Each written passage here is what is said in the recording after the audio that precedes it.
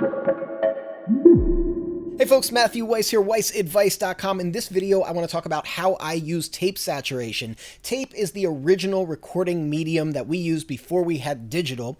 We then replaced it with digital, and while we gained a lot, we also lost a little something. Digital is very, very straightforward. What you give is what you get, basically, more or less. Tape, however, not really the same. It's automatically going to change things, and those things are going to alter in a myriad of ways depending on what the incoming signal really is in terms of both its amplitude and its frequency content. And so we can use the distortions and nonlinearities of tape to create some really nice effects. It can be textural effects, it can be frequency response effects, it can be compression effects, so to speak, and it can all sound really quite good. So what I want to do is play a little bit of a drum loop here, and then start bringing in some tape effect, start pushing the signal, and then explain some of the different things that I like to get from tape sound. Okay, let's play this. I've got my virtual tape machine here in bypass. I'm going to bring it on, and then I'm going to start turning up the input.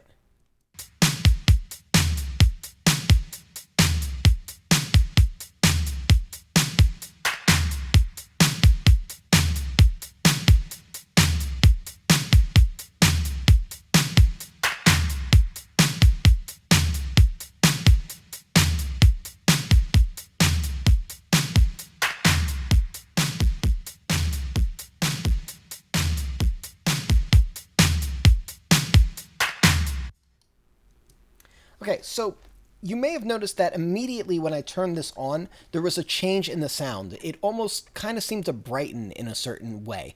What that is second and third order harmonics being generated just from the existence of the tape amplifier circuit. So if we're not pushing the tape particularly hard, then we're going to still get some kind of a change in color. This can be useful if we just want to bring a little bit of color to a signal, and there's certainly nothing wrong with just having the tape in really doing almost nothing. But I think the fun starts to show up when we start pushing the tape. So here's what happens in a tape machine. Basically, a tape machine has limited headroom and limited dynamic range. When we start pushing our signal up toward the top of the range that the tape machine has, high frequency energy starts getting chopped off. It starts clipping. And the more we push, the lower that clipping point becomes. So the distortion point of tape is not based on amplitude solely, it's also based on frequency. That's really, really important to know. So we're going to start getting saturation and distortion in the high frequencies at lower amplitudes. As we push up, more of that distortion starts to move lower and lower in the frequency spectrum. So there's a lot of very interesting things that can happen in this when we consider this. We can use tape machines to roll off high end. It can be a really colorful, gentle way of taking top end down while still kind of retaining the energy of the top end, because we're not strictly attenuating top end. What we're doing is we're taking the amplitude of the top end and converting it into harmonic energy. We're not just simply getting rid of it or reducing it. The other thing is that our transients tend to contain high frequency energy. The snap of the snare, the hit of a kick, our hi-hats, the very front transient sound tends to have the most high energy in it. So as we start to lose dynamic range, we start to restrict the amount of high frequency energy that starts to show up, we start to change the shape of the attack of things, which creates almost a compression-like effect. And so you may have heard of like tape compression, but really what it is tape clipping that's happening to high frequencies before it happens to low frequencies. So if we have something like an overly bright hi-hat, we can use tape to roll it off. Now, there's a lot of settings in here. There's bias, there's our speed, and there's our formulas. And those are going to dictate how quickly this high frequency loss starts to show up, like how early in the amplitude it starts to show up, and how broadly it starts to show up, basically. So one thing to consider, for example, is the tape speed. We are going to lose our high frequency range a lot faster at slower tape speeds here. If I bring this on, let's put this up to neutral, and then I'm just going to switch between 30 inches per second and 15 inches per second, and by slowing it down, listen to the hats.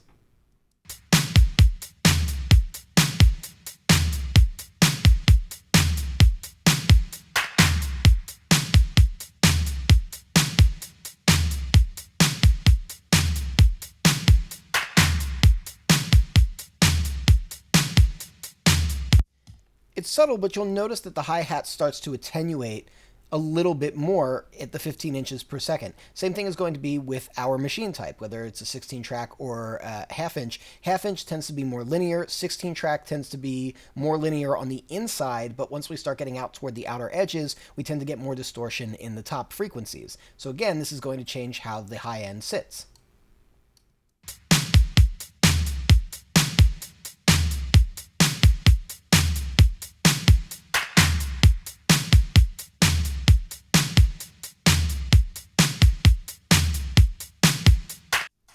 Pretty subtle stuff. I think it's going to be a little bit more noticeable if I push a little bit harder.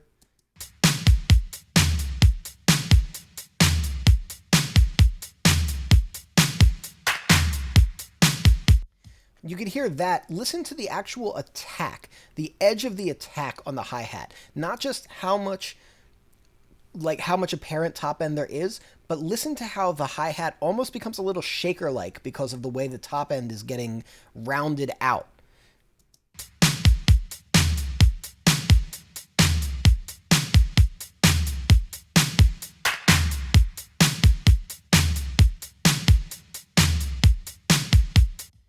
Kind of subtle, but again, all of this stuff is going to be fairly subtle.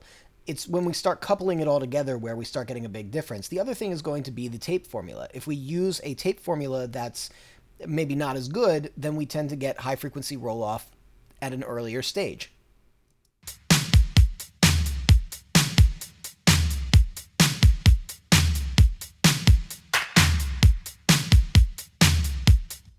So I could go from a 30 inch per second low frequency bias, I'll explain bias in a moment, half inch and high end formula, and we'll hear it one way, and then I'll switch to the more lo-fi settings, and we're going to notice a pretty distinct difference.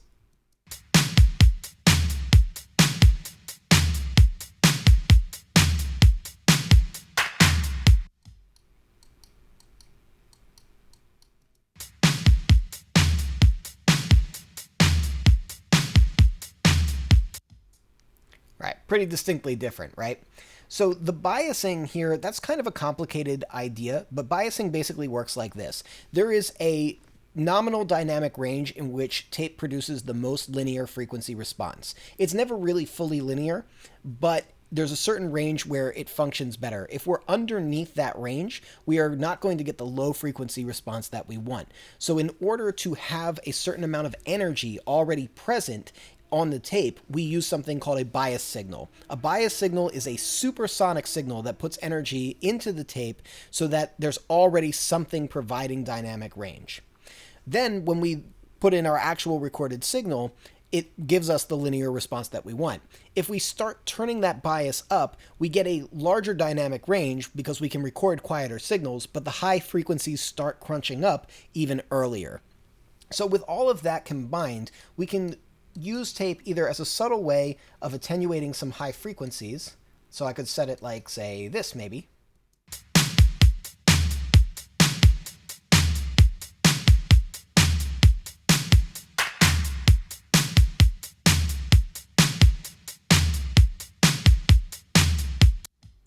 And because it's reacting to this dynamically, I could put some kind of high frequency boost in front of it, and I could actually start kind of almost compressing the high end.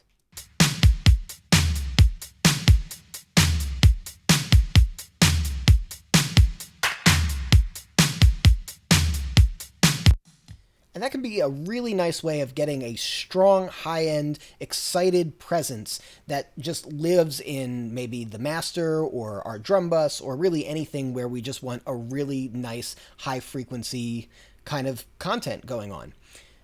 Or I could use this for more fun purposes and start to break things up, start to cause some crunch here. So I could go into maybe high bias. Let's use 30 IPS. Let's use a more lo-fi formula. Let's keep it at half inch, and let's push this a little bit.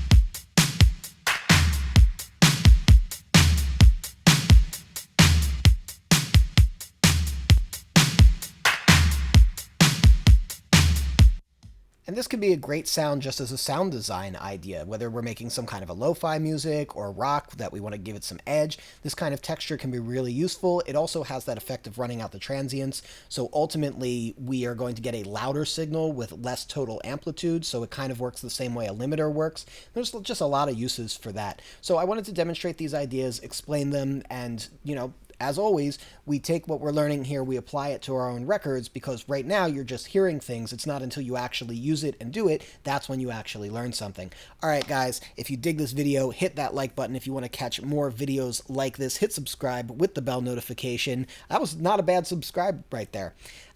If you have any questions about how tape works, feel free to drop something in the comment section below. And lastly, you know what we say here at Weiss Advice. We are musicians, sound is our instrument, and I will catch you next time.